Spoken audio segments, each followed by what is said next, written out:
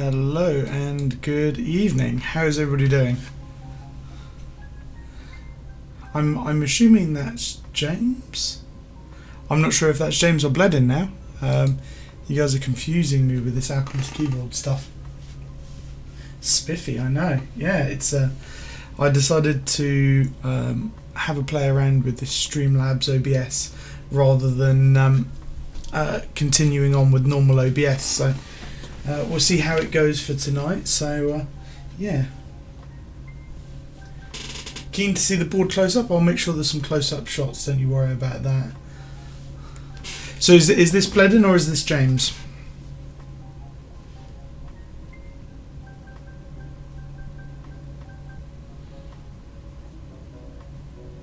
Ah, it's James. How's it going? I'm not used to seeing you without the your normal name on there, so. Oh, it is it? Ah, fair enough. Fair enough. So have you been thinking about buying one of these Space65 boards? Brains and the looks. That you guys got it backwards. How is the music, by the way? Can you hear okay? And is the desktop audio, so the music in the background, alright? It's my first time playing around with this with Streamlabs OBS. It's really nice though, actually. I was very surprised on how clean and how easy it is to set up. Not sure if you can hear it. Okay, let me just boost it up a little bit more.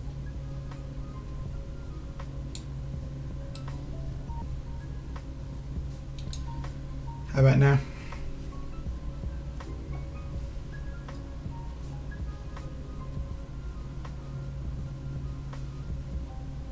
You can actually. Okay, that's good. You can hear it. Yeah, it's only needed for a little bit of background music. I mean, I can boost it up a little bit further if you want me to.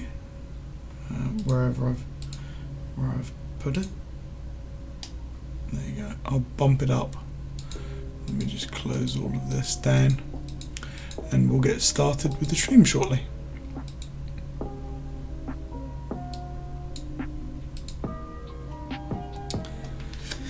So, what we've got here is, this is a build. Oh, hey Andy, how you doing?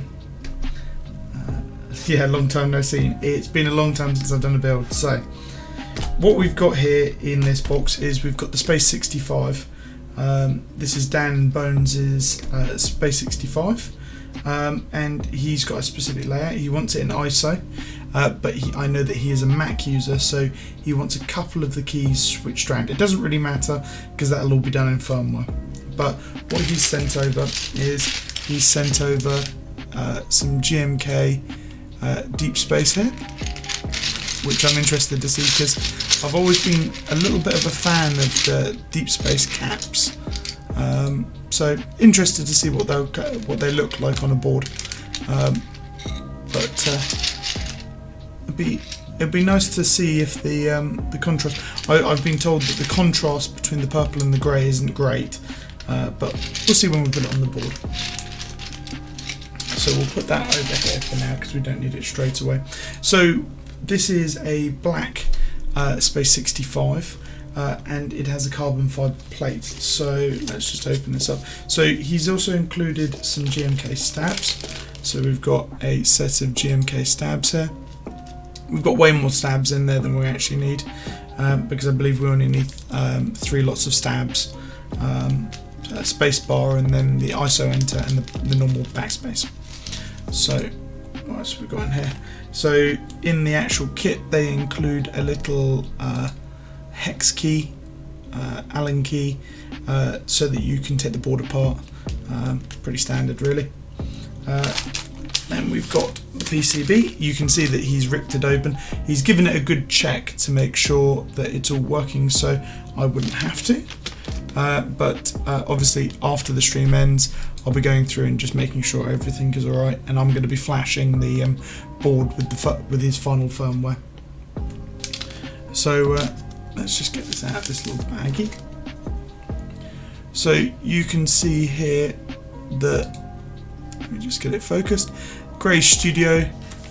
It looks like it's got a little bit of scraping on the PCB. I don't know if you can see that. A little bit of scraping just like around here. But I think that's because it's got like a matte finish to it. So those sort of things will show up quite easy. But loving the matte with a shiny gold or a shiny coppery sort of colour. Really nice finish actually. And you can see up here you've got the little indicator LEDs for the board. Let's just get that focused. So you can see the little indicator LEDs up here, and then it's got a little bit of nice like little side lighting LEDs here on the end, if you can see that nicely. So it's quite a nice board overall, and it is using what is the best USB standard, USB-C, saves an awful lot of headache. And so we'll just have a look at the back side of the board quickly. So you can see the little Atmel controller up here, and all of the diodes and what have you on the back here. Overall, very clean looking board, very clean looking PCB. Yeah. Unfortunately, I will have to give this a wipe down because the flux, when I put it, solder everything, it will mark the board up a little bit. So, oh hi Charlie, how you doing? Oh, you're jam part. Very nice to see you.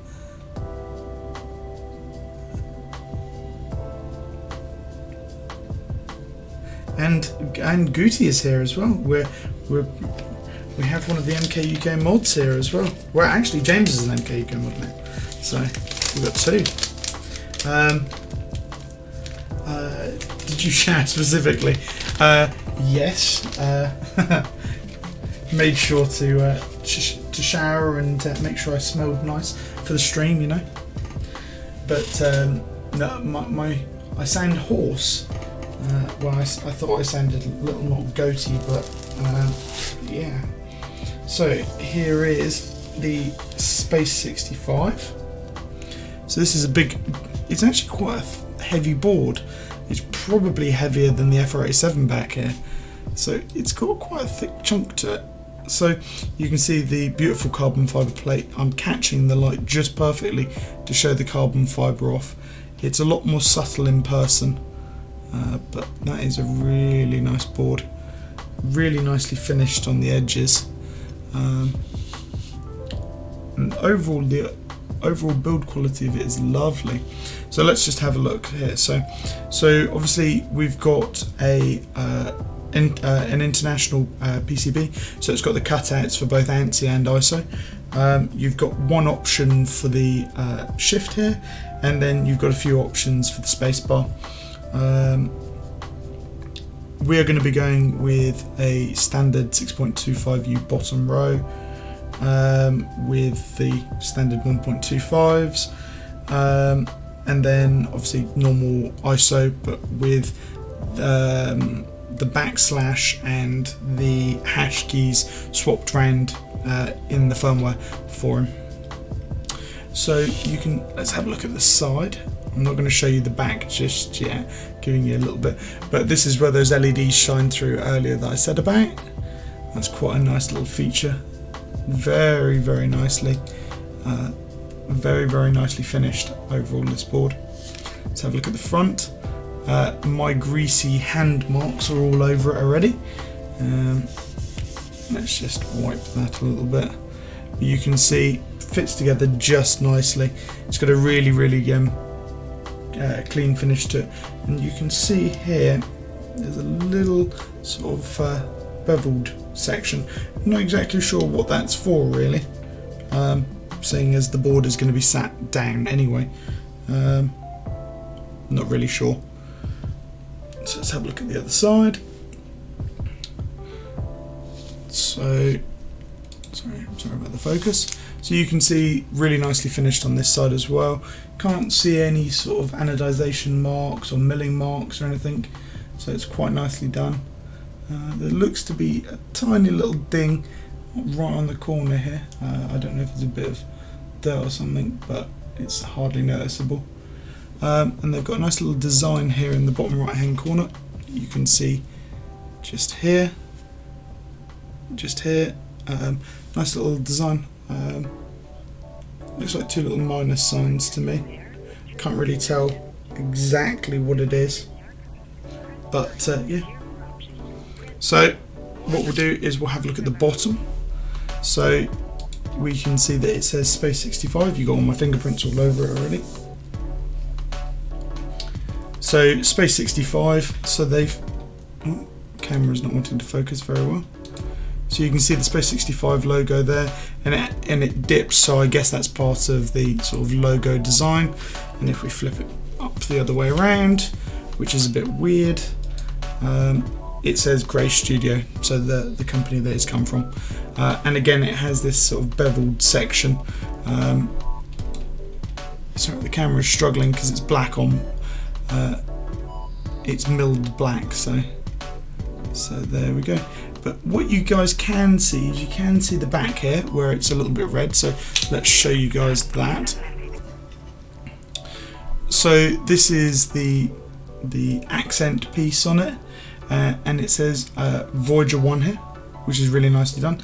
The USB cutout is very thin, and I hope that they've got it set out a little bit, which it does look like it is. So, oh, thank you very much for the follow, Zach Birding. We've got a little lip. There's a little lip here. Not exactly sure why you would have a lip there. It's not big enough to hold anything, so it's not even a pen rest. But I guess it adds to the design. It's quite a nice little milled section, but has no real purpose from what I can tell. So from the front again, I forgot to mention, you've got the little indicator LEDs up here as well. But overall, I would say this is a really nicely made board. Very, very clean, very, very nice looking. Yeah, James, I think you might be right with that. Detail for the sake of detail. You can see here there's a little lip that runs all the way around. Again, I think that's detail for detail's sake, little accent pieces. And same for this back section, these sections here and here, details for detail's sake, I think. But really nicely made, really nicely made. It is a thick board. I mean, if I pick this up, this is heavier than that, so it's got a nice weighting to it. It's got a really nice weighting to it. One thing that I am not a massive fan of on this board is the hidden screws. This board has hidden screws on it where you hide them behind the stick-on feet. Don't like that, because I end up having to rip the stick-on feet off all of the time, and they end up losing their stickiness over time. That's my only gripe with this board at the moment, really.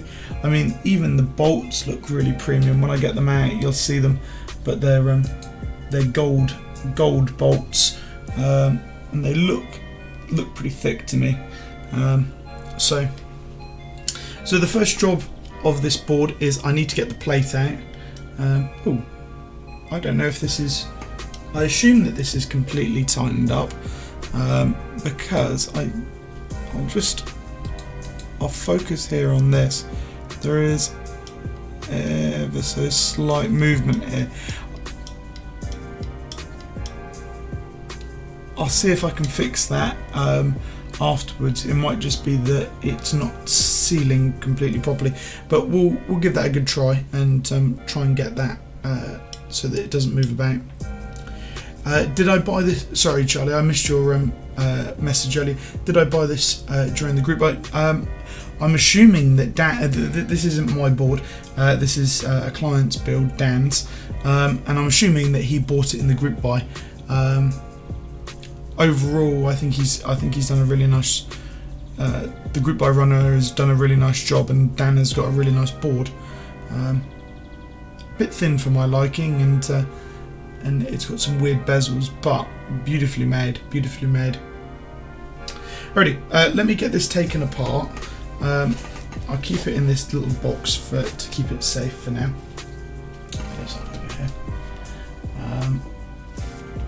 And we'll get it taken apart so that we can take the plate out and get working on the PCB and what have you.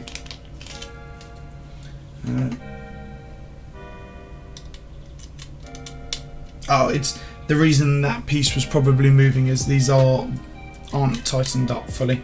So the likely cause is that it's just not held together completely yet. So let me just show you these bolts. They're little hex head bolts. Let's just focus. Really nicely done hex head bolts. They fit. They're a lot more durable than some of the ones that you get. Some of the ones that you get are pretty shoddy and only last a couple of times of screwing and unscrewing in. So we'll just undo this one a little. The slightly weird bit of this, and I'm assuming the LED indicators, is that not all of these bolts are in the corners, strangely. This one that I'm undoing, you can see, so this one, I'll drop this bolt out, and at the same time you guys can have a look. Oh, that's a much longer bolt actually as well, so we'll remember that.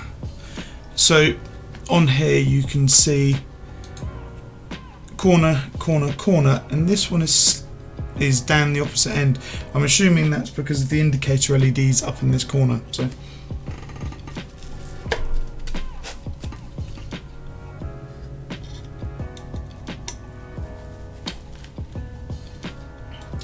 for the guys that are watching at the moment, guys or girls even, I should say, because you never know, my other half might be watching the stream. What builds have you guys got coming up, planned for the future?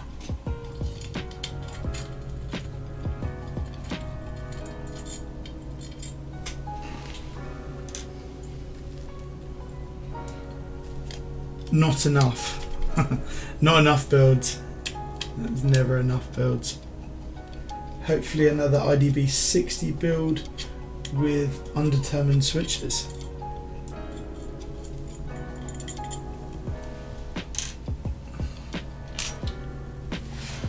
So let's just pull this apart. So let's have a look at the internal section here on the bottom half. So this is some of the bits and pieces. I think this feels like more rubber feet to me. But we'll open these in a second. So let's have a look at the internal section. So this is just held on by magnets. So I assume that you can just pull this off whenever you like. So if we have a look here, come on camera, focus. So this whole section, that's probably why it's got this lip in that case, is so that you can just rip it off when you want. So, magnets. Kind of neat. Yeah. Can you put it? So this has the cutout for the USB on it, and as soon as you take it off, you've just got a square cutout instead. So I guess if you're going for a thicker cable, you've got that option. You've got magnets on the back there, so you can see that. And then this piece of metal has also got magnets on it as well. So that's kind of cool. Kind of interesting, really. But quite good magnets. Little neodymium magnets, I guess. So, kind of cool. So let's just move these out of the way, and we're going to put this bottom piece back in. So you can see this piece of plastic, which is being used for well, I guess it's a piece of acrylic that's being used for the indicator LEDs. Again, I guess you can remove that if you really want to, but it's quite nicely milled. You can see there's like a little section just here where it rises. That piece is on there as well. I don't know if you guys can see that. There's a section there for it. So let's just slide that back in for now. Slide back in. There we go. No, very nicely done. Very nicely done. So I'm assuming there is, yes. So the person that's made this has thought about the bolt heads. So you can see there's little cutouts for where the bolt heads would go, so that it doesn't damage or interact with the bottom plate, so the top plate doesn't hit it at all, which is really nicely made actually. Really well thought out design. Really well thought out design. There's a lot of parts to this, so they've done a good job. So let's have a look. Might use the silent black stems that you sent me. Oh yeah, get them used. I think they've still got all the lube on them. So Andy says I'm building a Cypher PCB now, but complete board. Hopefully some acrylic ones soon, like Alice. So I actually have an acrylic Alice coming. It's not for me. One of the other guys has got this acrylic Alice coming. So I could attempt to show you this, guys, but this is going to be extremely difficult. I don't know if the camera is going to barely be able to focus on this, but can you see there's some little lines and stuff here? Let me just focus on my thumb. Can you see these little lines and bits and pieces here? I'm trying to get it in a decent light. You can see it a little bit. There's something that has been sort of laser etched. I mean, there. You guys can see it? I don't know if you guys can see that at all. So there's something that's been laser etched into there. Barely visible. Barely visible. I wouldn't have noticed it. I thought it was scratched. I'm desperately trying to show you this guys. You can see it just here. You see it. It's barely visible. I thought it was a scratch. I thought it was where these little things have got like a screw in or something like that, and they'd just made a mark. But no, there's like a little laser etched thing in there.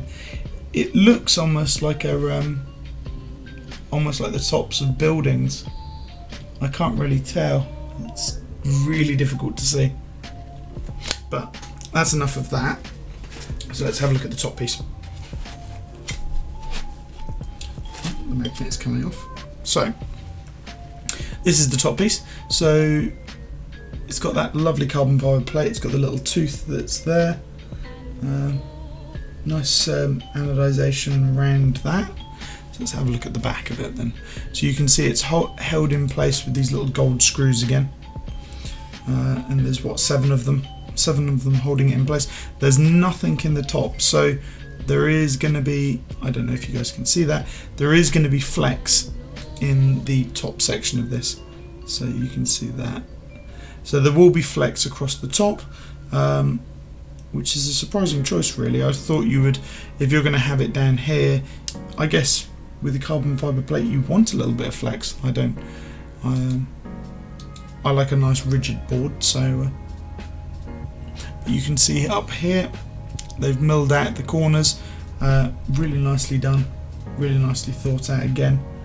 The level of detail on this board is really nice. They've done a really good job of this. So let's just put this down here. What we're just going to quickly do is we are going to just take this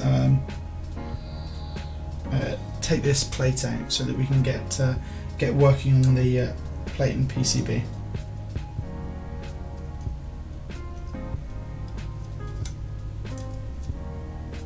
So these are much shorter screws, as you can see, little tiny ones, but again little hex head screws. So we're going to put them with these. So what I'm going to just do is I'm just going to take this apart, and then we're going to move the box out of the way with all of the bits and pieces inside of it.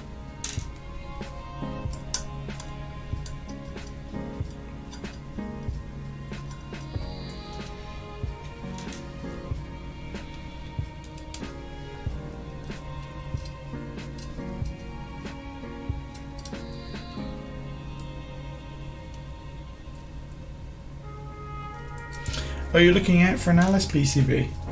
I'll have to ask Dalsu if he's got a spare Alice PCB. He's sending me his Alice to build when it comes. He's getting it shipped directly to me.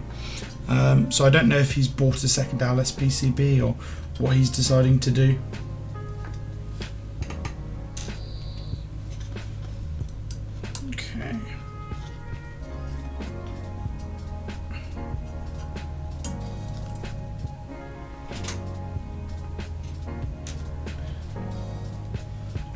I'll double check with him. You never know, you might have one. So the carbon fibre plate, decent thickness, nicely cut, very light, very light. Yeah, very nicely done. So let's just have a look at this. So you can see that it's inset a little bit all the way around. Very nicely done again. It fits it really nicely. Yeah, very nice job overall. So what we'll do is I'm just going to put this on this side. We're going to slot this back in to here nicely. So let's just drop that back down, and what we'll do is we're going to put this piece of foam over that and lay this in place. Okay, now let's move this out of the way for now. Just over here, just on my cabinet.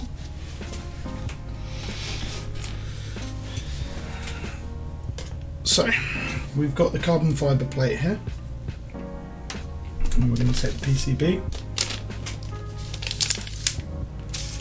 So we're just going to see where we need to put the stabs for this.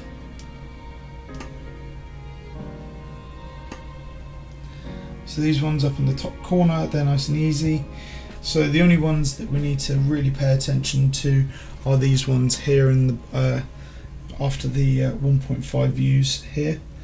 So you can see that we need to use the furthest left for them, and then let's have a look. Let's have a look where the 6.25 view needs to go.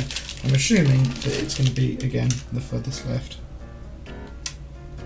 So about there, which looks about right. Wouldn't be any further over, and it wouldn't be these.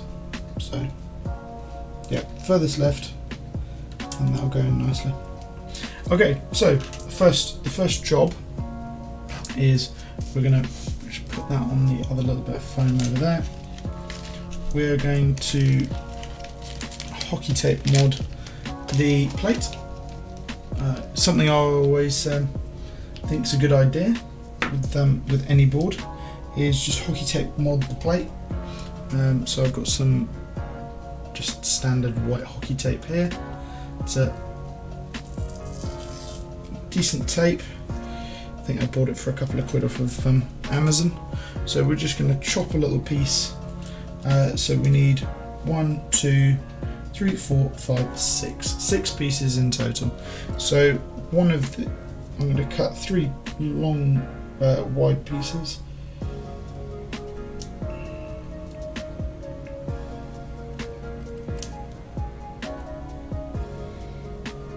Hope that Lewis is watching because I think he wanted to have a watch on how to build a board. So we've got a nice piece of hockey tape here. So you can see this piece of hockey tape that I've cut out. Come on, focus on my hand. Got a nice piece of hockey tape there. I'm just going to chop that in half, and that's more than big enough for the stabs. So there you go. Got 2 pieces now, and so we're going to put one here.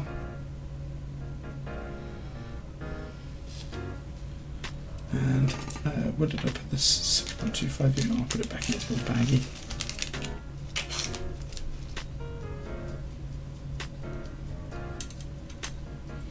So it's the right hand one. So we're now going to cover the grey studio logo up, unfortunately, on the PCB. So you can see now we've got a couple of pieces of hockey tape on there, and that's just to dampen the sound as it hits down.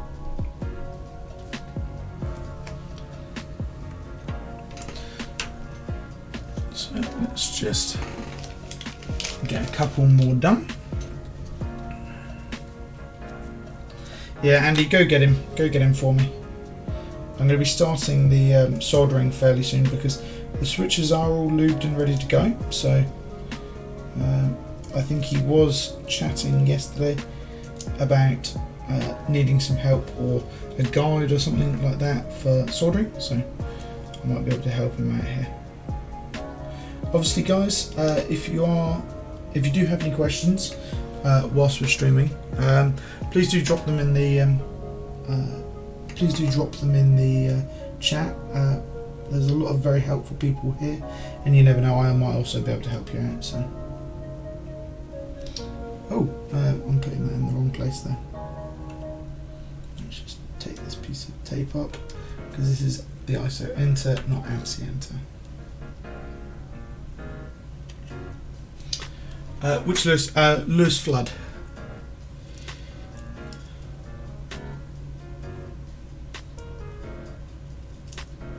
I did ping him a message beforehand, but I can't see if he's messaged me back because I've got streamer mode enabled.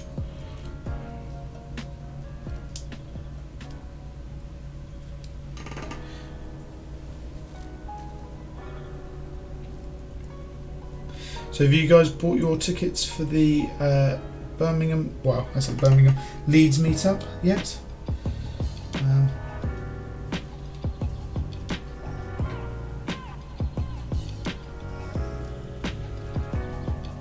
Sorry, I'm getting my head right in the way here. I unfortunately won't be able to attend the meetup, but if you are new to the hobby and you are in the UK and you can make it to Leeds, I'd strongly suggest going. It's a really great time to meet some people in the hobby, and it's also a great time to just have a try and stuff like that.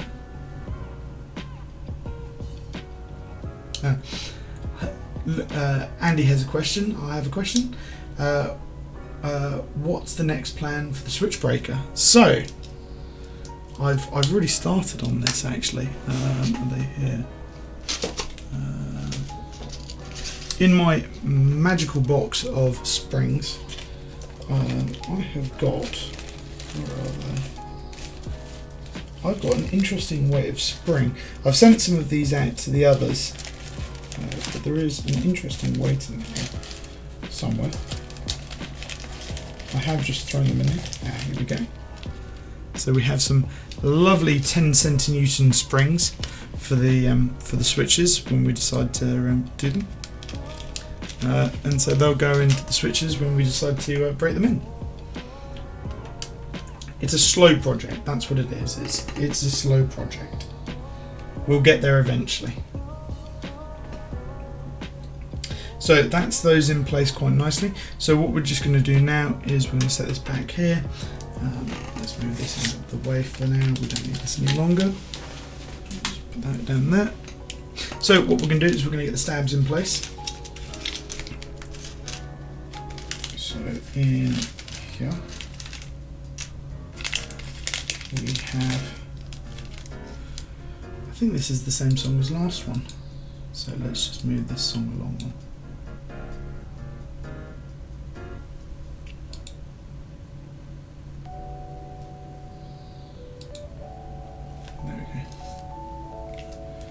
So we don't need all of these stabs, so let's put them in here.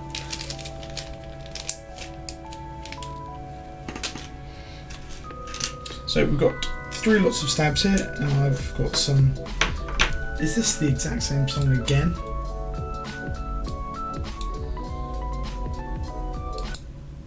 Let's try and find another song. There we go. Okay, so what we're going to do is we've got these three stabs here, and so what we're going to do is I'm going to chop the legs off of them with my flush cutters, and so I've shown you guys this plenty of times before in the past, but what we have got is, if I bring this up to the camera closely, on the bottom here we're going to lop off the top left and the bottom right legs of the stabs.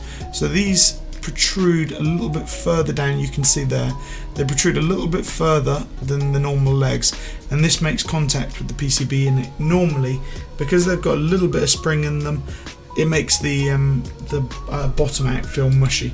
So what we're going to do is we're just going to lop them off. So we've got a pair of I've got a pair of flush cutters, and so I'll lop these 2 legs off, and then you can have a look, see what it looks like.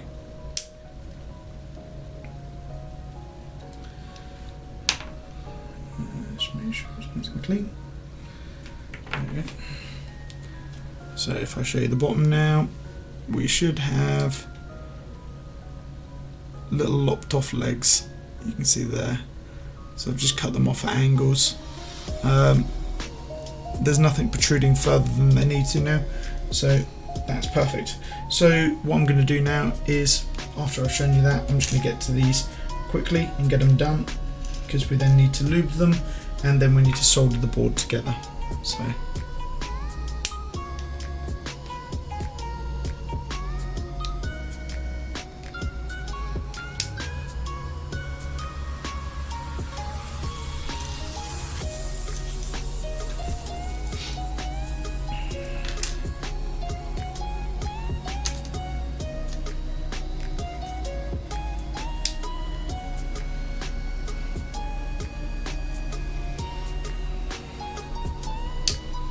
and after we've done this, we are going to give them a nice lubing.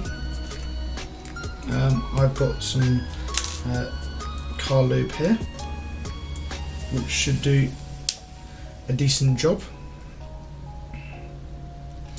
at making them feel nice and smooth. But obviously I'm going to fully dial them in once we've got the GMK caps onto the board, because obviously they can sit slightly askew at times, and so we're just going to make sure they're nice and straight, and they're nice for the caps. And obviously if the caps are slightly warped, then we can move the stabs around a little bit so that they fit a bit better.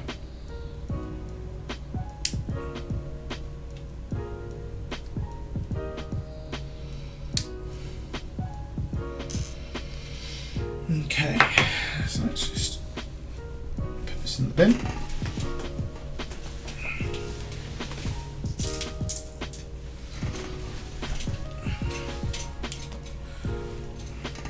So what do you guys think of the keyboard wall behind me over here? Just up on this, up over here. I've got a bunch of junk up there as well at the moment, but I've got most of my boards up there. What do you guys think of it?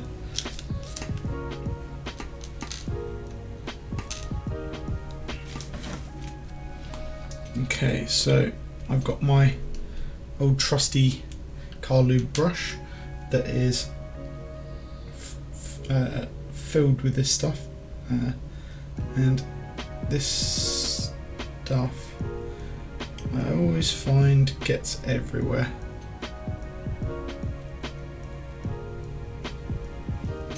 So I've now got to try and sit it up right so that it doesn't fall over and it doesn't leak anywhere or anything like that, because this car lube stuff is really very lubey and really sticks to everything. You end up marking absolutely everything with it. So we're going to get these bottom housings done quickly.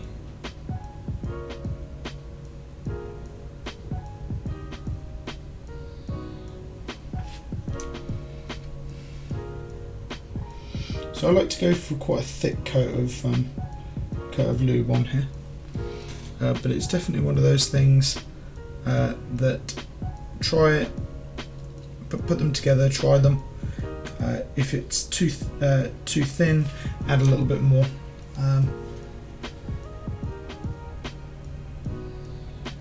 I generally find just coating the brush does a decent job. Coat the brush in lube, and so it's not like it's completely bathed in it, but you can see it sort of glisten.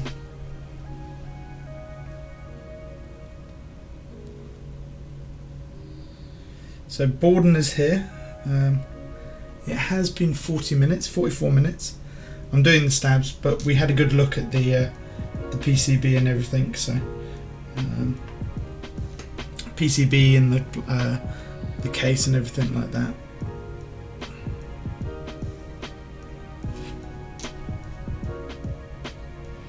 But once we've got these in, Jordan, we'll be rocking.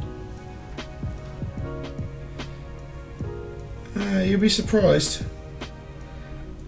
Putting switches into a board is very quick and easy.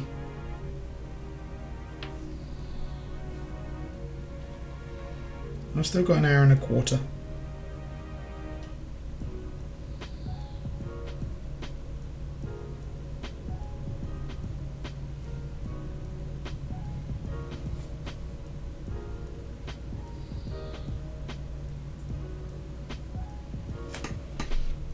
Plenty of time to get the build done.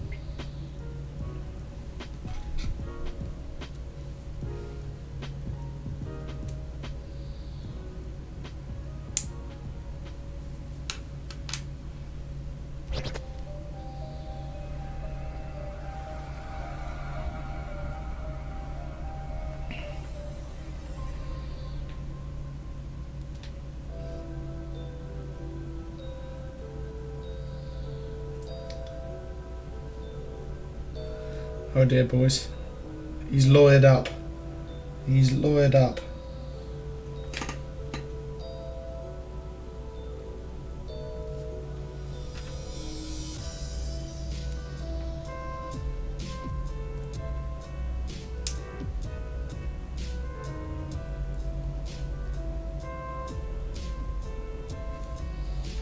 Okay.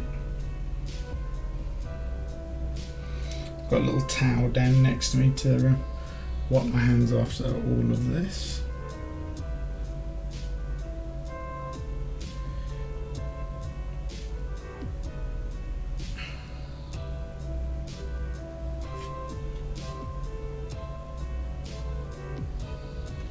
How are you doing there, Jordan? Nonetheless, even though you've lawyered up against me.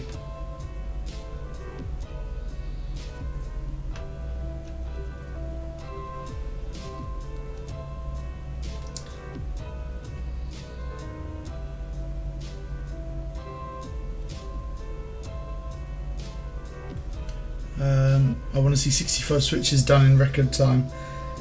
Yeah, they've only got to be placed into the plate and the PCB, and then the actual soldering work is very quick.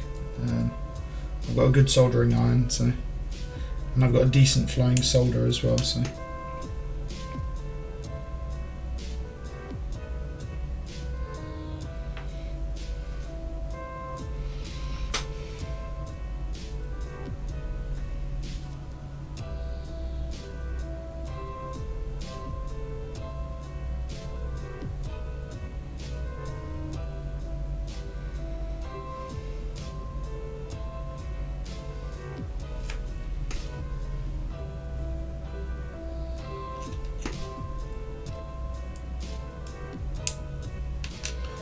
Okay, and the last stab.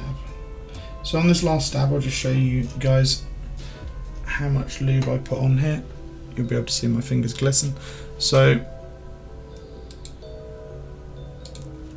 trying to get the focus. So we're just going to do this one side, back side, other side, front side, and then if I bring this up, you can see there's a little hole. Oh, come on, focus. You can see there's a little hole there, right by my thumb. We're going to just put the brush through there. I'm just going to do it on the opposite side as well. So what you should see is it glisten because we've put enough lube all over it. And then obviously put that in there.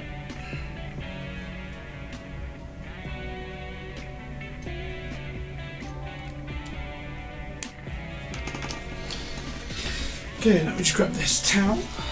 I'm just going to set down here.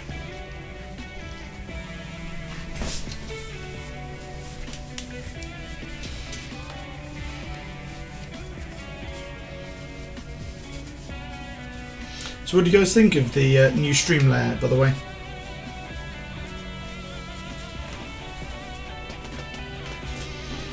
Changed a few bits and pieces about with the stream and changed the style up a little bit.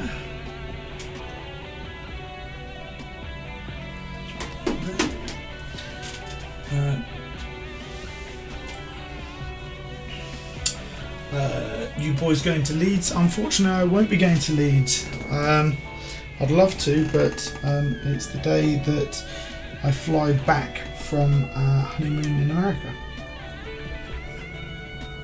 And we don't get back into the UK until late into the afternoon, so unfortunately I won't be there.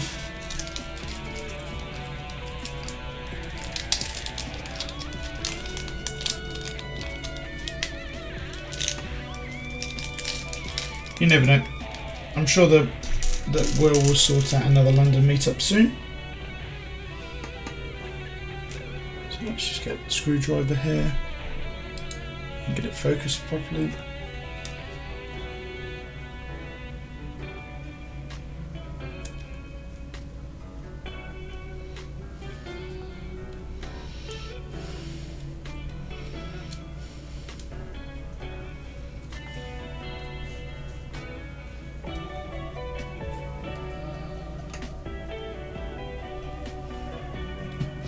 Boo, cancel it. I'm sure it'll be a good one, guys. Bledin and Jay and I'm assuming that James Satanicus has put a lot of work into this, guys. So it'll be a good meetup. Don't you guys worry about that.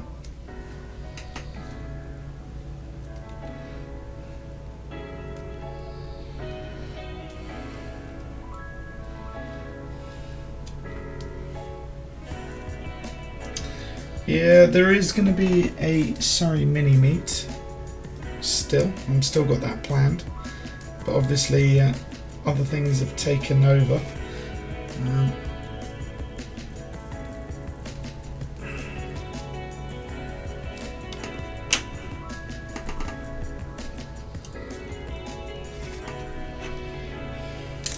Oh, that's not quite in there.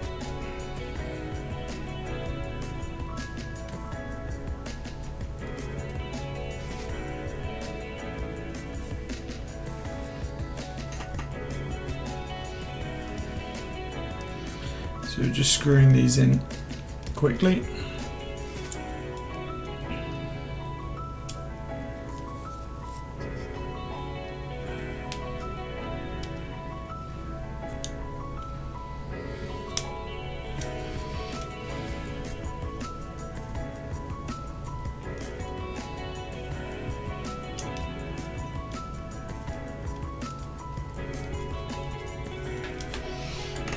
Okay. Got a little bit of lube on my hands. I'm just going to open the window up a little bit, guys. I'm getting a bit warm in here now.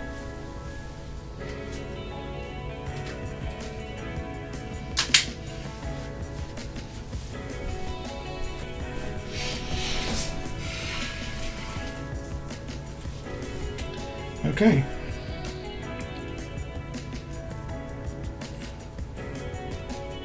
So that's together nicely. So now the next job is we are going to get the plate and PCB in place nicely. So what I'm just going to do is from these keycaps, I'm just going to grab the 1.25U caps that are going to go across the bottom here, or some that are matching nicely. Where is the 1.25s? Let's have a look at the layout that he sent. I think there is also, I have to go with this 1.5, I think.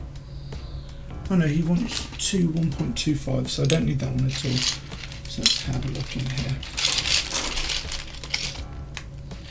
Getting every other cap other than the 1.25s. Because what we're going to do now is we are going to get,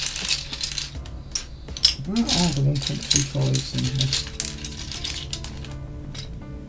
That's a 1.5, 1.25. There we go, we've got the shift at least. Right at the very bottom of the bag. Okay, so that's all we need for now. Just put the caps back in. All I need this for is just to be able to place the 1.25U caps in the bottom here, so that I can get an idea of if the spacebar is in the right place, just to be 100% certain before we solder anything down.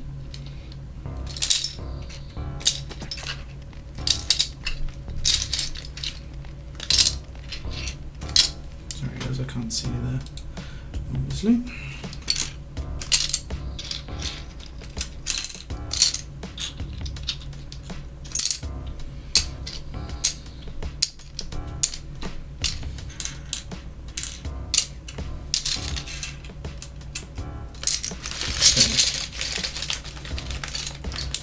So we've got an hour to finish this, guys. Well, an hour and 5 minutes, hour and 4 minutes now.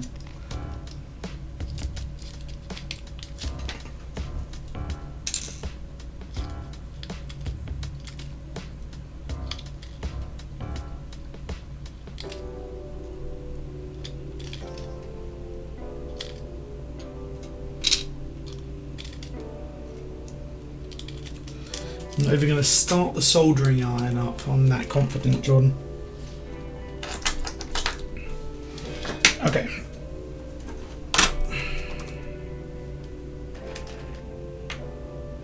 So let's just get a couple of these switches in place. So we're going to go for the outer corners. God blimey. There's a tile.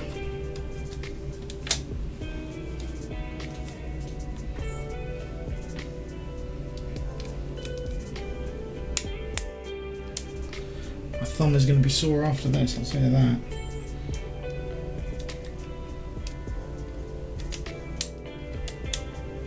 The plate is extremely tight.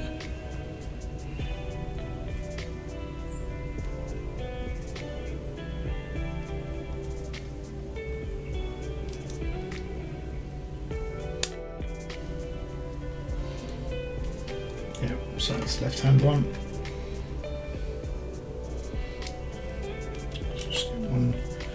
Placed in the centre. Sorry guys, just take that off there.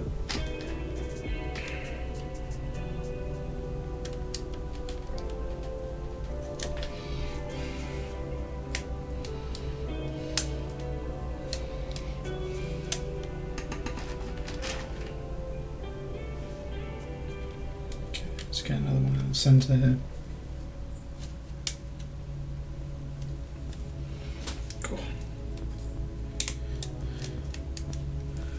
The issue is the plate has got a little bit of the plate has got flex to it, and it's flexing so that I can't push the switch in properly, which is kind of annoying.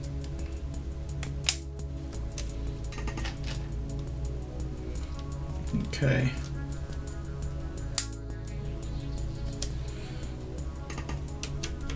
And I should have gotten the spacebar at the same time. 6U.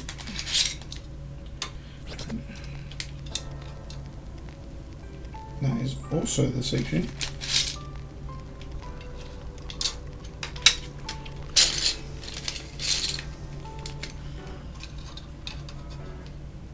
Last one. So we've got a 6U of centre, 7, and then another 6U. Okay. Right, the 90s.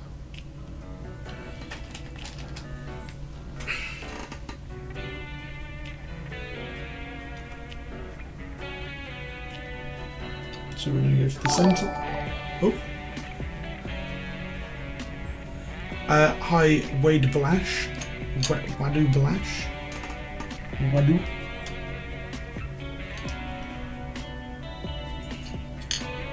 How you doing? I hope everybody has had a good weekend so far. They've had productive, fun weekends. I know that I've had a very productive weekend. Lots getting done, so that fits nicely.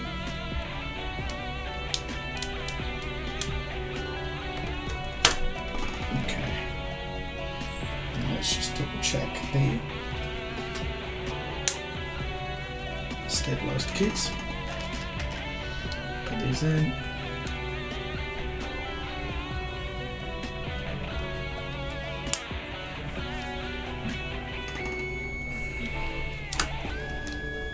Okay, so the only thing that I need to check on this bottom row is that once we've got some switches in, one.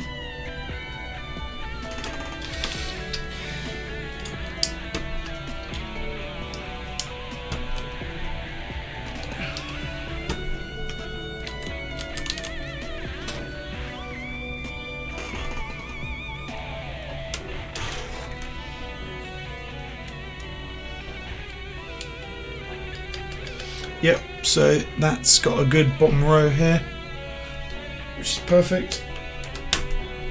So what we're just going to do is we're just going to put that up very nicely.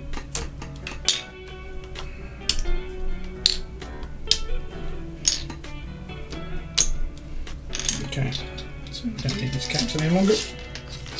Oh, actually, we need 2. We need those 2. But we'll do those in a minute. Okay, so we'll just get one more. I'm just going to place it over here.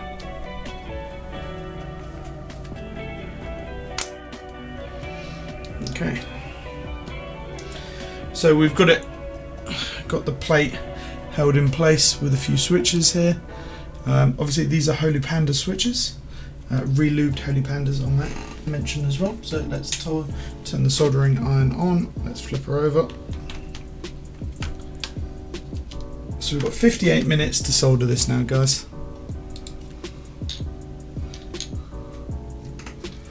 Or otherwise I'm going to get sued. So let's see what did I have the soldering iron on to. Much too hot. 340 degrees. We only need it at 310. 310 will be perfect. So that's going to come down in temperature. So let's get these switches done.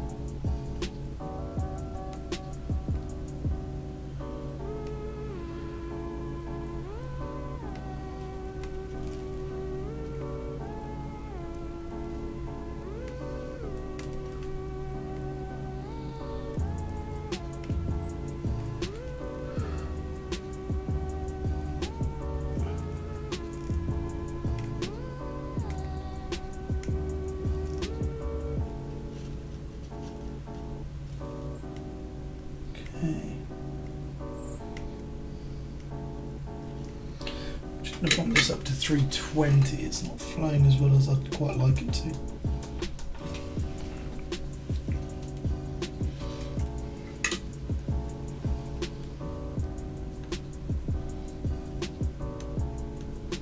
That's better.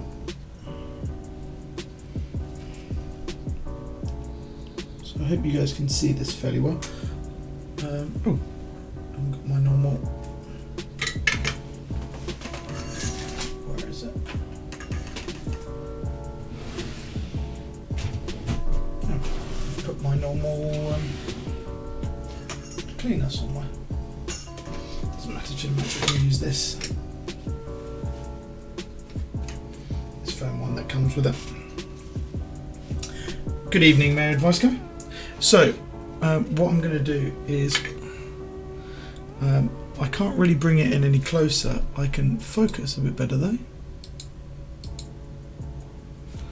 Okay, so the idea is that we've got a switch here, for instance, this switch here. So we're just going to add from one side. You can see I'm just adding a little bit. We're going to put the soldering iron on the leg of the switch, and we're just going to push the solder into the leg of the switch pretty much. Hold it there for a second and you'll see the solder take shape. We're just going to do it again here. Wish I had a closer up cam, really. And what you should be left with is, you'll be able to see all of the Lubed marks, but you should be left with a nicely soldered switch. It's just this one up here. It's the nicely soldered switch. And obviously you don't want to hold the soldering iron on there for too long. You can rip pads up and what have you by putting too much heat through them. You just want to slide it through. Sorry, I'll just get the focus back again.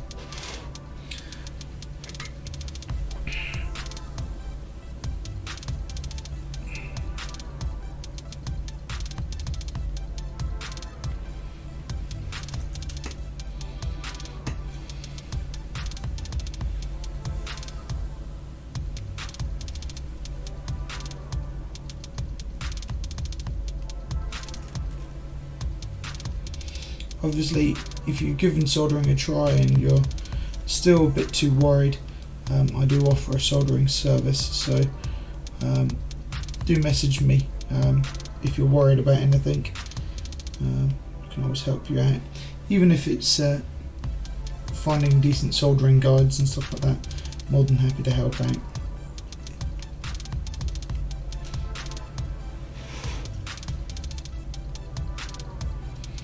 So after these switches are soldered down nicely, what we're going to do is we're just going to go along and make sure they're all installed.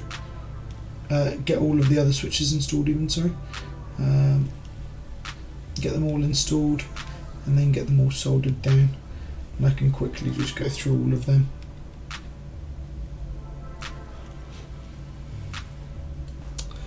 How's it going? It is going very well, actually, very well. I've been very busy recently and getting some of the work done that was needed. Been waiting for things to turn up and mainly sprit springs to turn up to get people's projects and work sorted. So okay, so that's those installed. That's those soldered down nicely, and the board has got a little bit more rigidity now. So I am having a good evening though, Meh. How about yourself? How about yourself? Are you having a good evening? So what we're just going to do is I'm just going to go round. I'm just going to install all of the other switches. Obviously, with there being a bit of flex up here at the top, it makes it a little bit more difficult to get the switches to sit in place. Got to put a little bit of pressure down onto them. Oh, you got your sprit springs. Excellent news. Excellent news. I honestly wasn't just targeting you.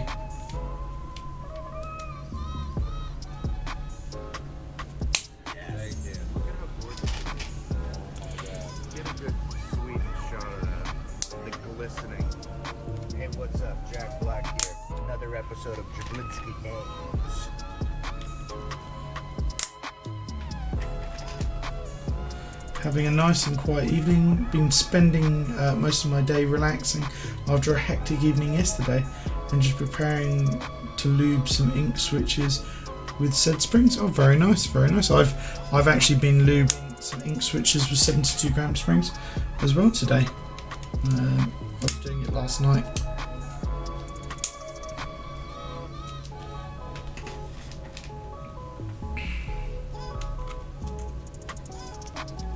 I'll leave this switch till a little later. It's got the stab cut out there, so the switch is just very loose and it'll end up just falling out. So,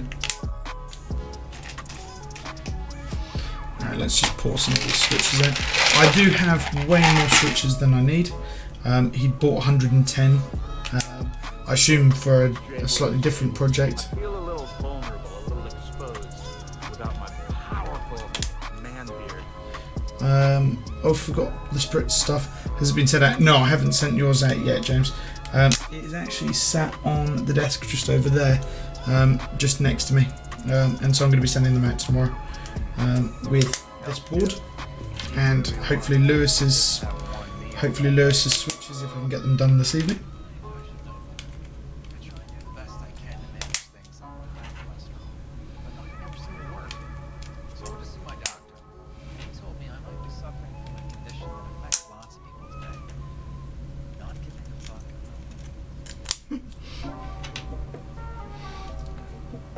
Brilliant lyrics.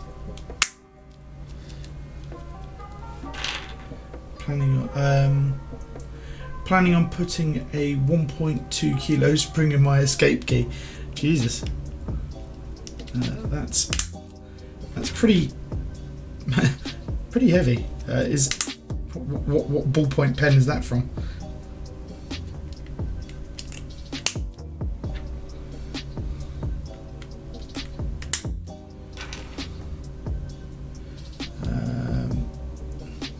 Those are rookie numbers. We need to go heavier. So I don't know if Meh saw it earlier. I've got 10 gram springs here. Through them, yeah. These are 10 centinewton springs, which are what 15s springs. So they are silly light. I've also got some 20. I've got some 10, 15, 20, 25, 35 and 40s. So they are silly light.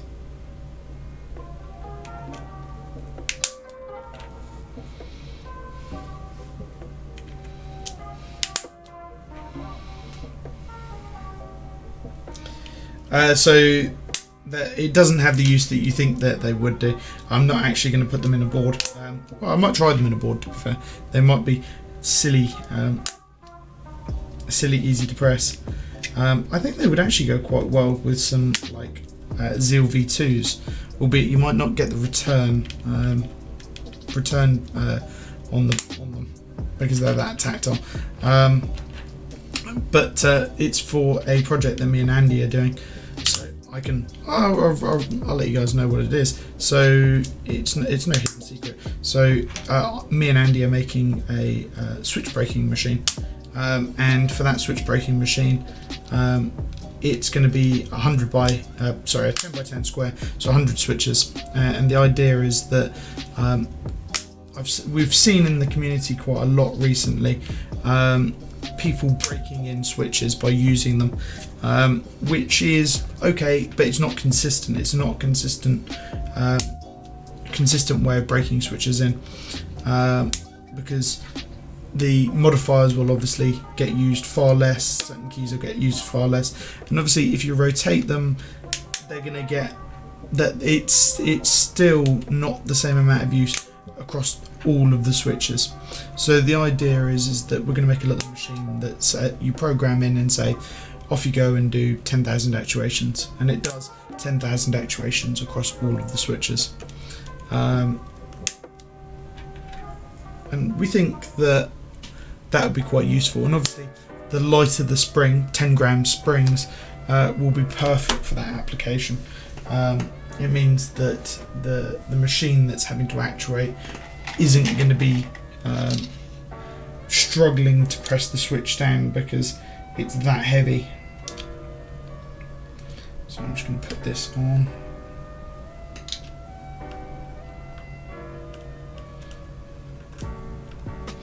And then I'll obviously put it out as a service if you guys like that sort of idea.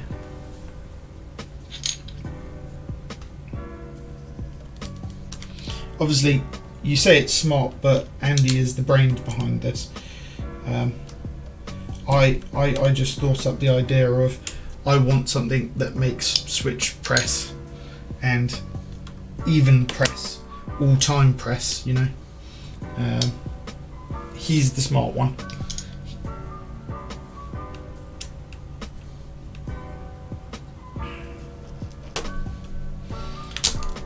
Okay.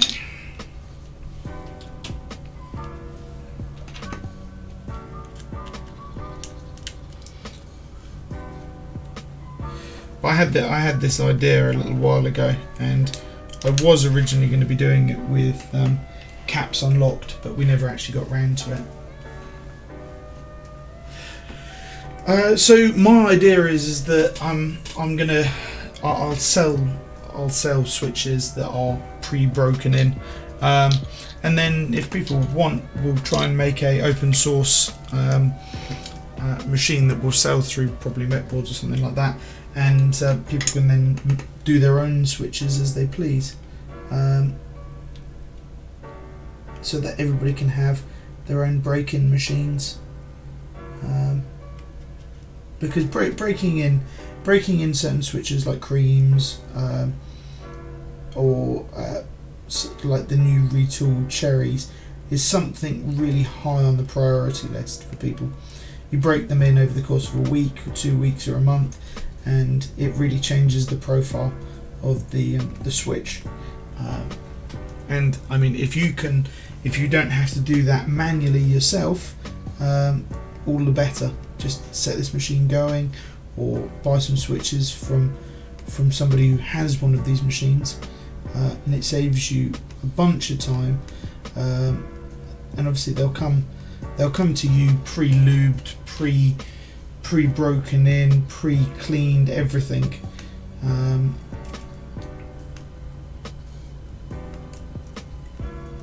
So you would be getting. The idea is getting end game switches out to people that might not currently. I do an awful lot of switch lubing. I've currently got I've got Lewis's switches, I've got these switches, who else's switches have I got? I've just done Dan's, I've got a bunch of other switches, so I've probably had 700-800 switches this week to lube. And these switches are non-broken in switches, and they will get better over time. But if I could have broken them in, cleaned them, and then sent them out, it would have been much better. I'm not saying my work is bad, but broken in switches would feel better than just straight lubed broken in switches. Sorry, lubed broken in switches would just feel better than just lubed switches. That's what I'm trying to say.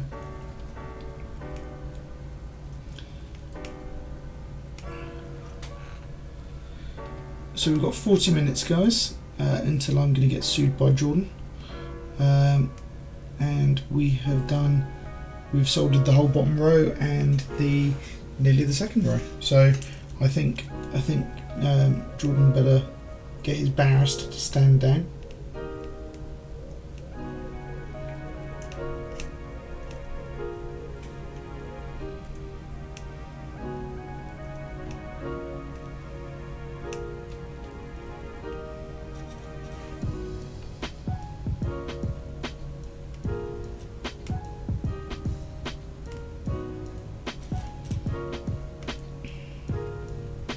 What are your guys' thoughts on this switch breaker machine that I've got the idea for?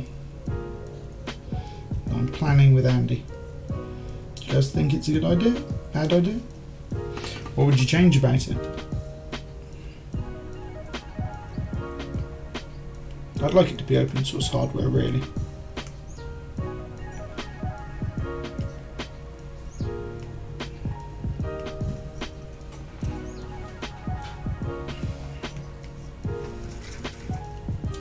Year of ex-civil.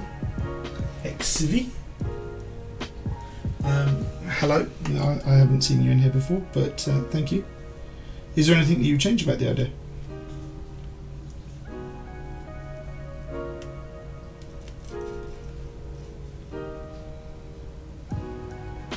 One thing that I've thought about is, obviously if I'm selling these switches, if I buy a bunch of retooled blacks and I decide that I'm going to make these switches, the idea that I've had is that I'll have them in tiers. So you can buy bronze, silver and gold tier. So bronze would be say 10,000 actuations, then silver would be 50,000 actuations, and gold would be 100,000 actuations. I think they would get smoother over time and the more use. And so obviously you're paying for the break-in service. Obviously it would cost me electricity. That's the downside of it, is it costs me electricity because I have to leave this machine running for longer. And then obviously I would then really go for a halo tier above that, which would be the platinum tier. I'd only do these platinum or diamond tier, and this would only happen once or twice a year, and this would be a million actuation switches.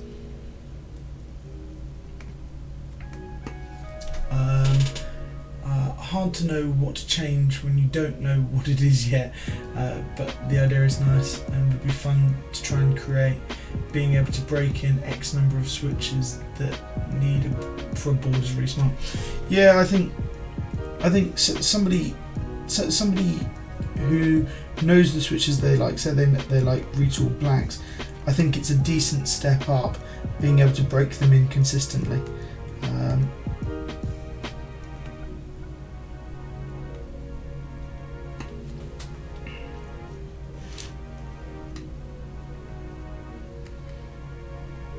That sort of knowledge that all of my switches have had 10,000 actuations is a lot better peace of mind than going, well, these have been in a board for a week and I've used this board for a week, because I mean my boards get very different use from day to day.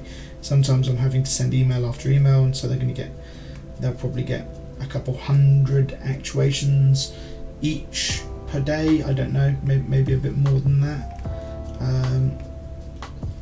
And some days, like over the course of the weekend, my board's barely being used. So if people value broken switches, selling the broken in switches to people is a great idea. Yeah, I think people do value it. I mean, if you look at, retooled blacks is a very different situation because they're very heavily used switches. People love retooled blacks because of how smooth they are, because of the use that they've had. And I mean, if I could copy that by putting it into a machine for a week and giving it a million actuations, rather than the 10 plus years of use these boards probably have had in a call center or a factory or something like that, all the better, because they're not getting the same damage done to them, drinks spilled over them, stuff physically dropped onto the boards, damaging the switches, dust getting into the switches over the course of that long, stuff getting caked on, all the better really. I'm a noob, so what's the difference between a broken switch and a new switch? So the idea is that a brand new switch, say a retooled black, you can have it so that it's a little bit scratchy when you first get it, but after say a week's worth of use, that scratchiness disappears because you've worn it down a little bit. Obviously, if somebody's used a switch for 10 years, anything that was resembling scratchiness has disappeared.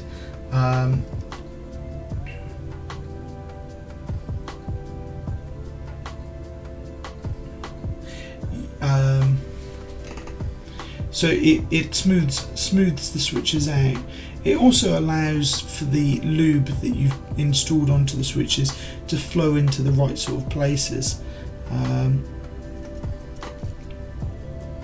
So the idea would be that we would do a two-part process. It would be a two-part process, and so you would set the switches going off. Say we're doing the 10,000 actuations. You would set the switches off doing 8,000 actuations to smooth them out, and then from there you would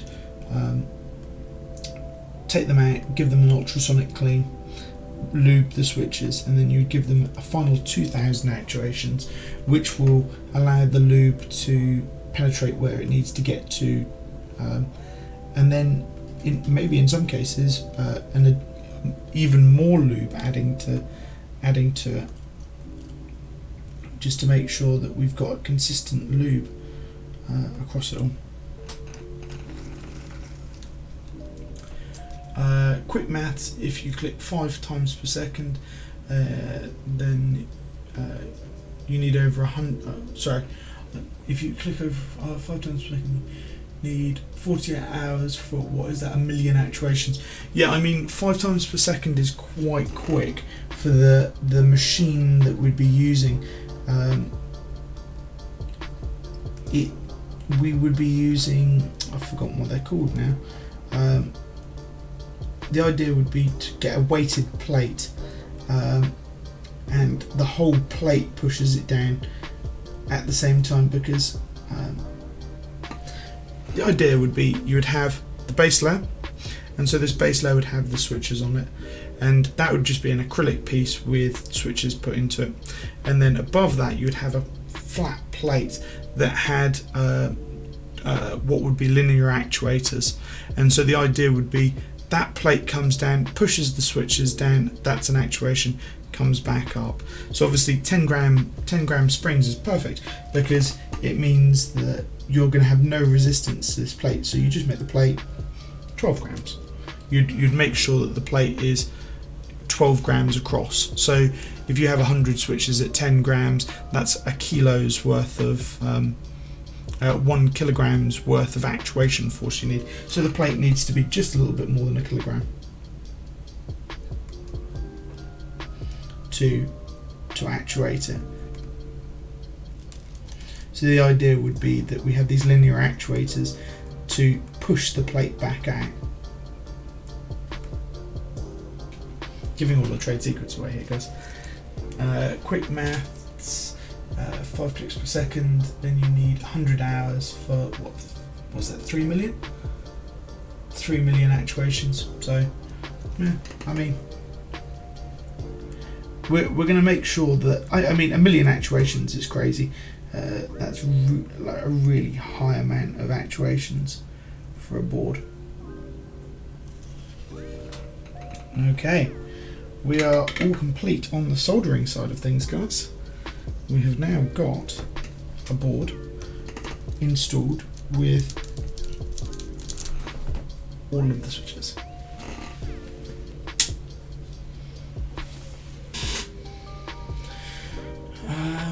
Have you thought about the difference between the randomness that you have when pressing a switch naturally versus mechanized?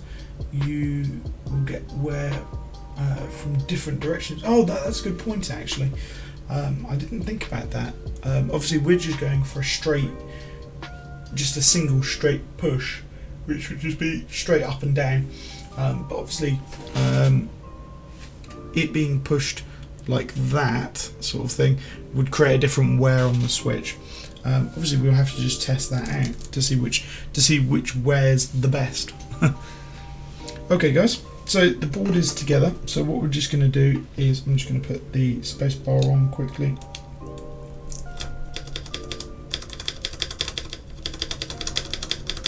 That sounds good to me.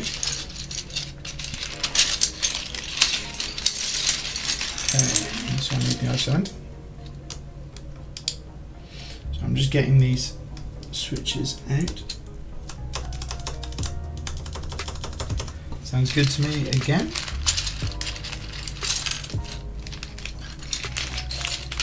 And the backspace. You could get to that with 4 beefy NEMA motors with offset holes in a piece of metal. I haven't had a look at a NEMA motor, so I'd have to have a look. And that's all good too. So what we're just going to do is, because we've got about half an hour left, why aren't you coming up? There we go.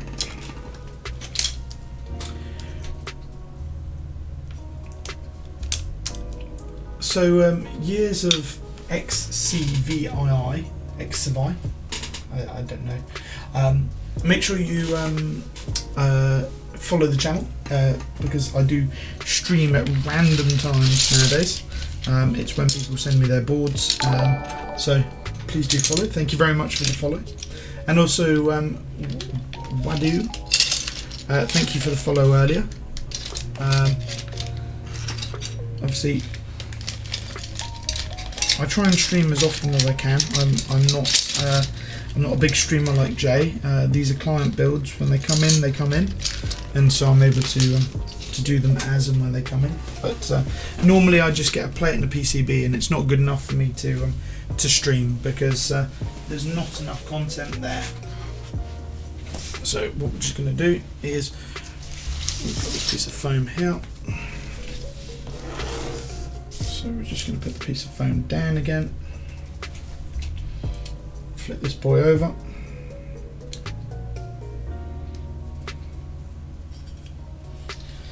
and so we are just going to screw these little screws back into the plate so that we have got it in place.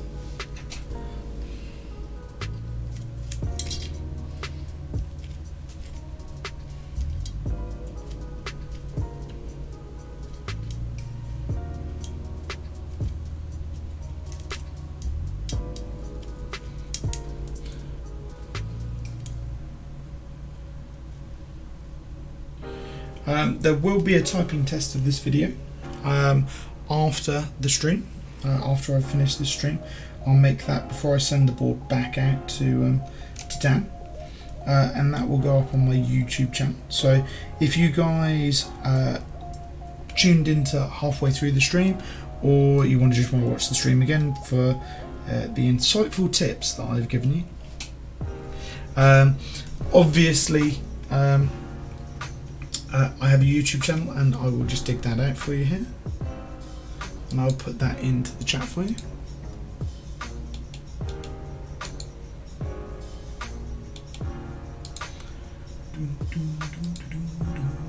Your channel.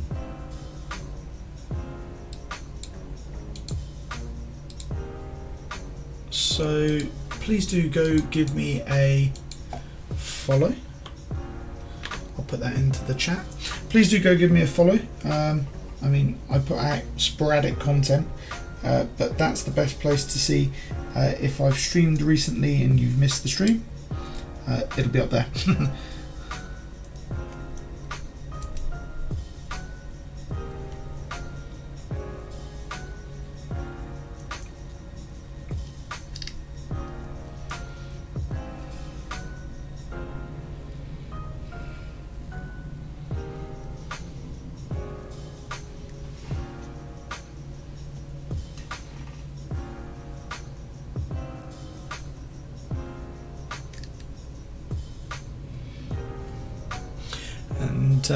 Obviously the typing test will be posted up onto that, so I won't do a full typing test. I'll do a very short typing test, so there'll be a full typing test with on-screen keyboard, so you can see me horribly hit the board.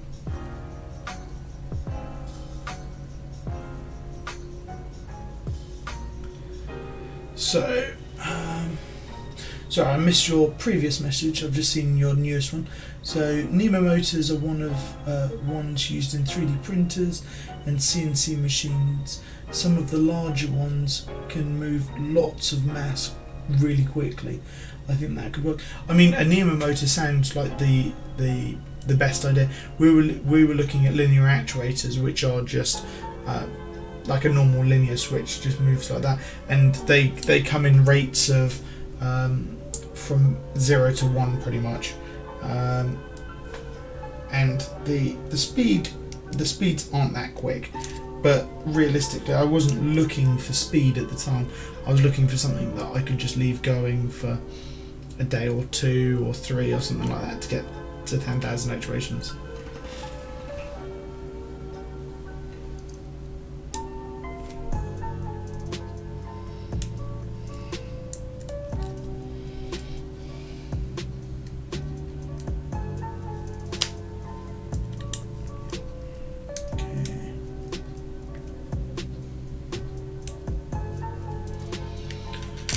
Okay, progressive springs, is there really any difference from turning them in different directions? From what I found, no. Obviously, I've always found that the idea that the spring would collapse at the same rate either way is the idea. Sprit did try and tell me differently when I originally got them, but he gave up with that idea about a week after. So I think it was a load of nonsense that he was talking about flipping progressive springs over and getting them to come back at reverse progressive rates and stuff like that. So are you building a board for someone? Yes, this isn't my board. This is Dan in the community's board. So I am building this for him. He's used my services quite a few times, and thankfully he's decided to use me once again for building this board. And so if you decide that building a board is too much for you and you're not interested in all of the stuff that goes along with it, I build boards for clients. So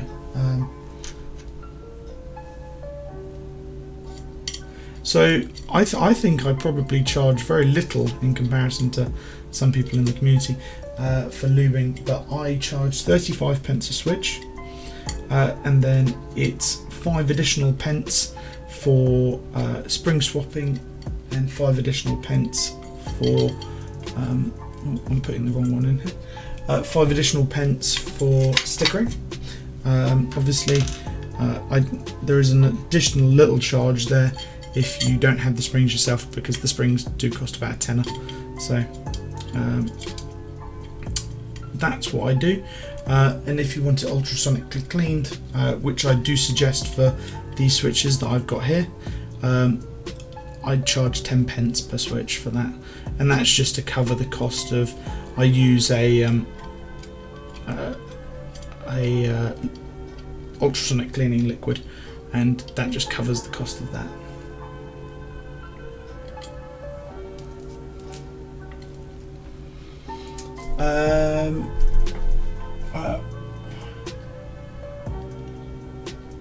Ramp boards are cheap. Hacking together some G-code is easy, and getting things going. Thanks. I've been really bothered about it. Some people won't let it go. Yeah, so some people seem to really get on their high horse about progressive switches and that they don't work, or that they do work, or that they're a con.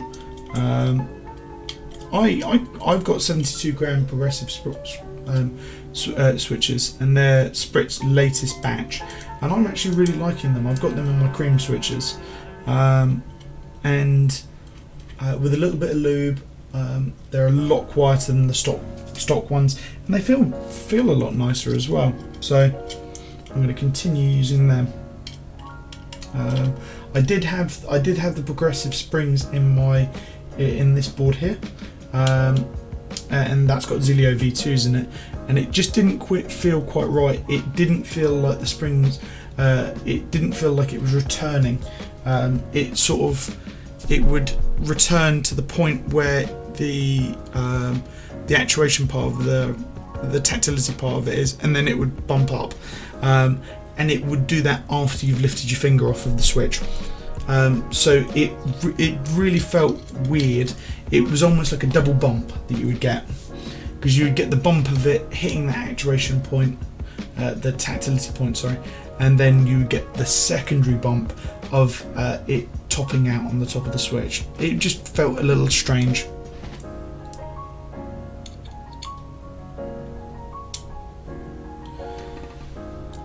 Okay, guys.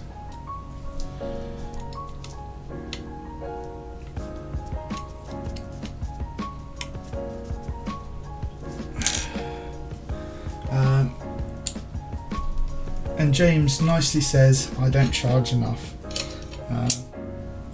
I'm happy with what I charge. It pays for my time, and it's actually quite therapeutic, sitting there lubing switches, as boring as it does sound. So what I'm just going to do is I'm just going to put some switch keycaps onto this now, so you guys can have a good look on what it looks like.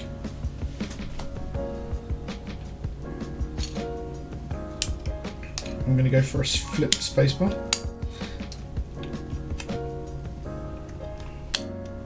Yeah, I mean, I've watched most of Brooklyn Nine-Nine recently by doing it, and it's really just nice just to sit back, watch Brooklyn Nine-Nine, lube the switches, because it's not a difficult process, if I'm honest. Some people seem to make out that it's a real science and a difficult process, but it's just adding enough lube on, I find, that so that it glistens ever so slightly, and then putting the switch together and feeling it, and if it doesn't feel quite lubed enough, taking it apart and adding a bit more. People seem to get into a real science over it. It's just a long process at the end of the day.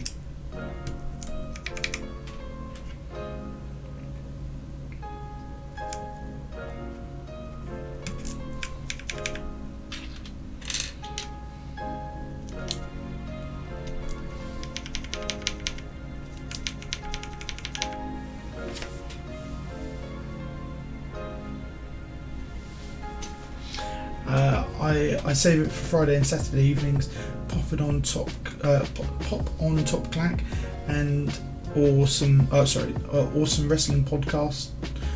Before I know I have to lube a couple hundred switches and lost 4 hours of evening. Yeah, I mean, it's exactly what I do. It's good for the soul. It is. It is definitely good for the soul. People who say otherwise are wrong. So this one will go here. These are feeling excellent though.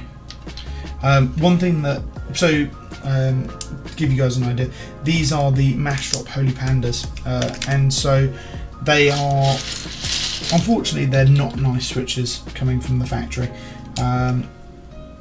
They lube them extremely badly, so some have got lube on the outside of the switch. Some are literally dripping with lube. It's like they've just submerged the whole switch in lube, and so they've done a really, really horrible job on the lubing, which is very surprising, seeing as nobody actually asked for these switches to be lubed. And so what I try and do now is I try and I've bought an ultrasonic cleaner, so I try and clean them off as best as I can, so that people can get a real sense of how the switch should feel. So I've cleaned them off, and then I've re-lubed them with Krytox 205 grade 0, and that's my go-to nowadays. It is the best that you can get on the market, I would say. I sometimes go to 106 if I know that the person doesn't want want it completely smooth. They want a little bit of rough in there. So I mean, some people like that. Some people like to have that little bit of sort of rough feeling that you get from them. But generally 205, and then I'll use 106 for the springs. And 106 is just used to quieten the spring down.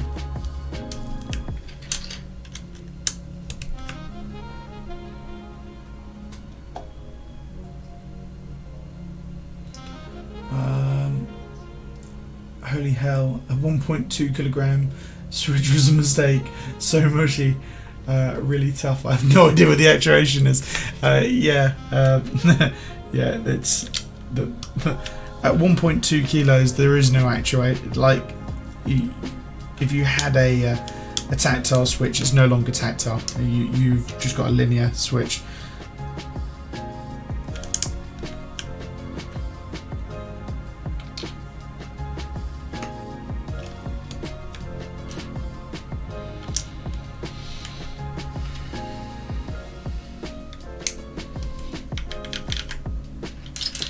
So guys, as we come towards the end of the stream, obviously if you've got any questions or you've got any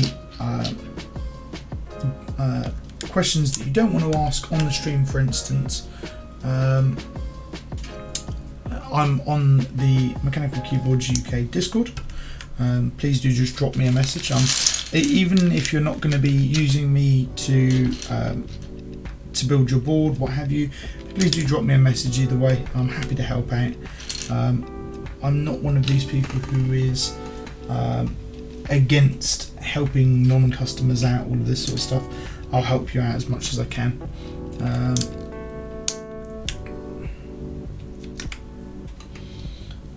So please do drop me a message if you're having any issues with building your board, what have you.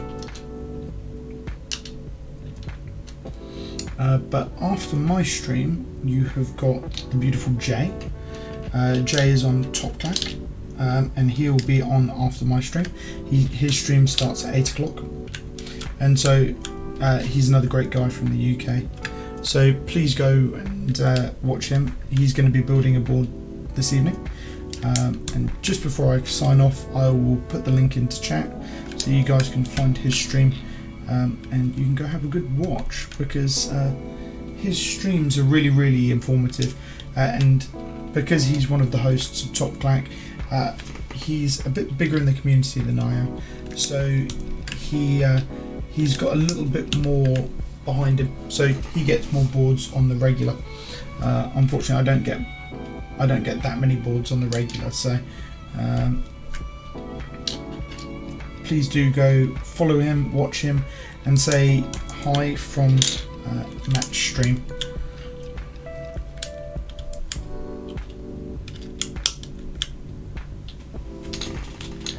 Unfortunately, I think Dan has put in one of the wrong keycaps here. He's put two wrong keycaps in, so he's, instead of putting the 1.25U, he's put in the 1.5s, so we're going to be missing these two pretty much. He's just put in the wrong caps, that's all. It doesn't matter too much. I may even have some spare ones behind me somewhere, but doesn't matter too much, because they aren't major switches that get used all the time. So any places in the EU that stocks lube that has stock in any places in the EU that has that lube in stock right now. Oh, sorry, you were asking about 205 grade 0. No, not many places have 205 grade 0 in stock right now. My Keyboards EU, as my advice guys said, may have it. I buy mine off of Sprit, and he's in Korea, so you can get it off of him. There is also Switch Mod that sells Tribosis and Crytox, but again they're in the US, so not many places in the UK that sell it as far as I know. And thank you very much, Wipeout, for the follow.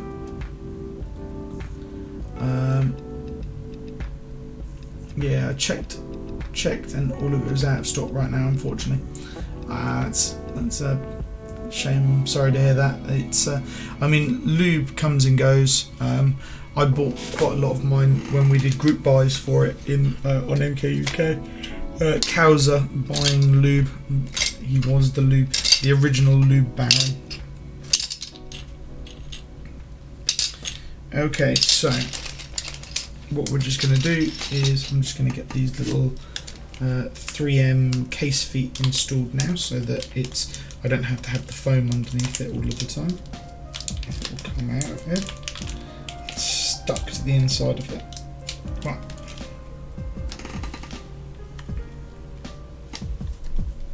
I have to say, this does feel very solid. Hi, Wipeout. Is this the first time that you've seen my stream? And if it is, hello and welcome to the stream. If not, if you've been a lurker for a little while, welcome anyway. Are you from MK EU, MK UK, or Meckies?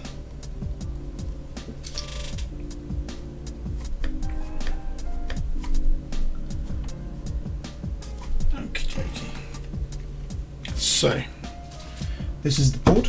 Obviously missing these two because he's just had the wrong switches to go in there. That's all. Doesn't matter. And obviously I think this is the wrong. I think I've got these profiles mixed up. I think. Let me just swap that over for my mind's sake. And I've got a keycap for later. There's one.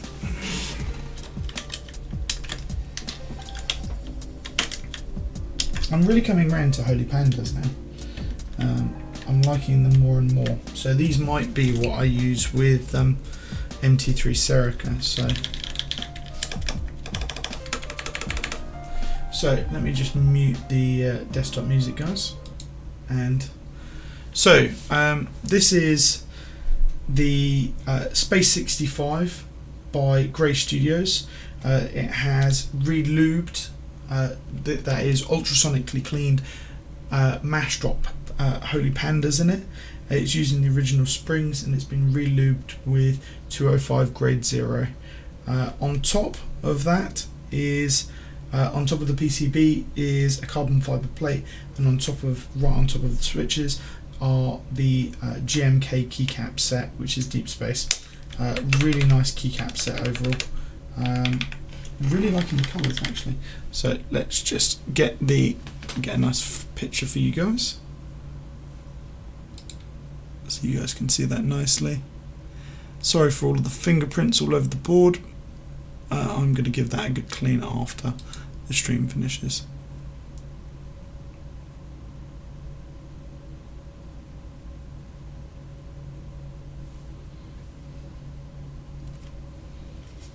It's a heavy board is what it is. So guys, what I'm just going to do is I'm just going to do a little typing test for you guys before signing off. Let me get the Top Clack stream ready for you guys. So what is it? twitch.com/topclack. So we'll grab that ready. So guys, this is the board, and so this is what it sounds like. So, oh, let me just get it focused right.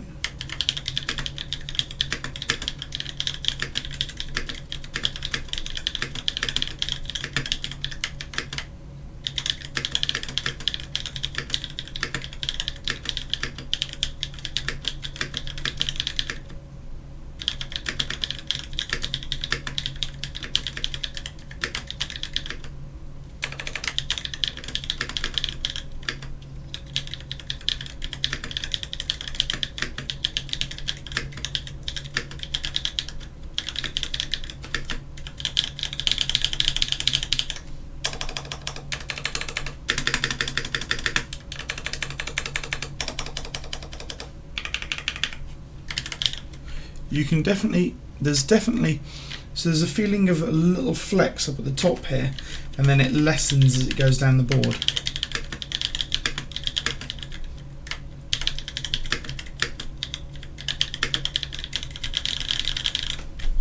That's really nice, and it sounds.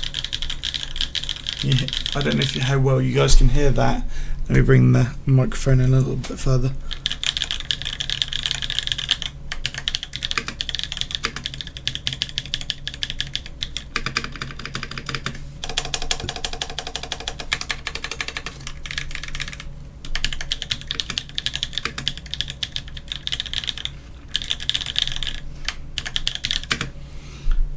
It certainly does make its presence known.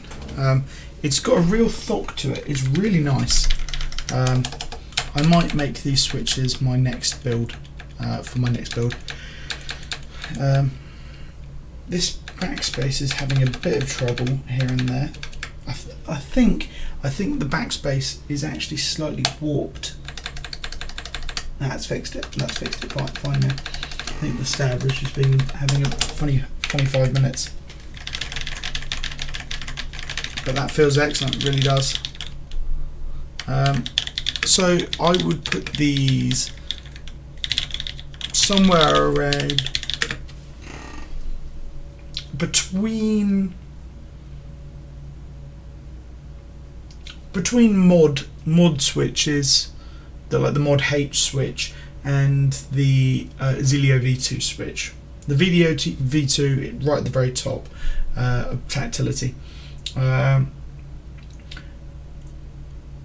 Yeah, I'd probably put them about there. That they feel really excellent, very crisp tactility, and obviously after being lubed, they're dead smooth as well, dead smooth.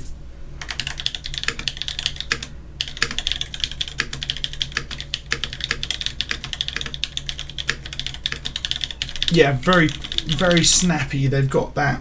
It's just a really nice switch. So I'm definitely gonna have to get some of these Holy Pandas and clean them up myself, and I've got some 72 gram springs there, so they're going to be perfect for that.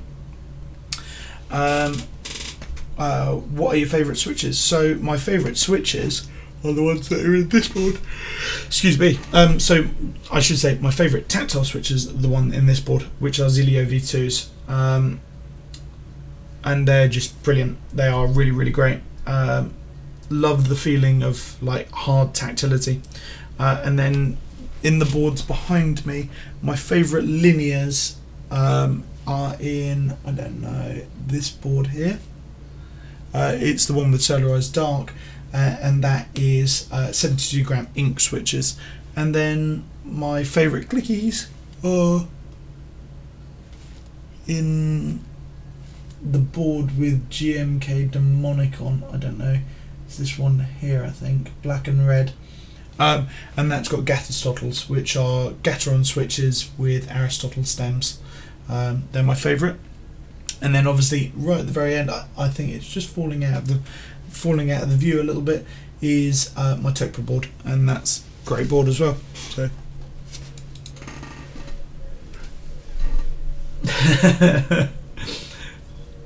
do you have an ultrasonic cleaner then? Yes, I've got an ultrasonic cleaner. For the life of me, I don't know where the ultrasonic cleaner is. I've got a little 750 milliliter ultrasonic cleaner, which is about enough for what would be 70 to 100 switches taken apart. And so if you're ever going to be doing anything with Holy Pandas, get one of those. Excuse me, I started yawning now and I can't stop.